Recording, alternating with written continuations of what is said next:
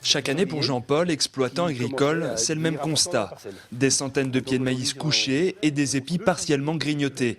Le coupable, ils le connaissent tous, c'est le sanglier. Ils ont été couchés, ça fait déjà au moins 15 jours, 3 semaines. J'en ai compté une fois une dizaine là, qui se promenaient par là. Hein, donc voilà, et il y a des moments où ils ne font pas de dégâts, mais il y a des périodes où c'est quand même ennuyeux, surtout dans les cultures de maïs, qui sont des cultures qui sont assez onéreuses à mettre en place. Et c'est vrai que ça devient un petit peu agaçant, quoi. Pour juger de l'ampleur des dégâts, un expert estimateur est alors mandaté.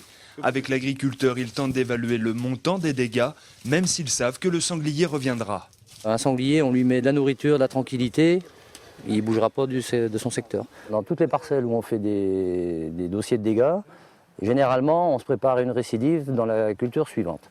Parce que dans les prairies, c'est un peu différent.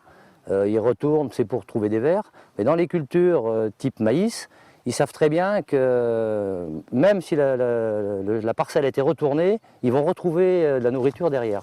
Il faut dire que depuis plusieurs années maintenant, les sangliers se sont acclimatés à un nouvel environnement, délaissant les zones boisées pour se rapprocher des agglomérations.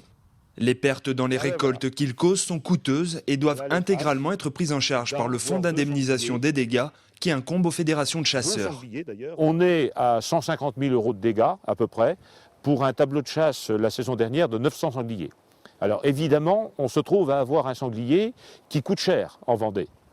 Pour la simple et bonne raison, c'est que nos surfaces de forêt sont tellement réduites et entrecoupées de zones de culture intenses que les sangliers passent désormais plus de temps dans les champs de maïs, comme on vient de le voir, qu'en forêt. Un tireur sérieux qui tire pas loin.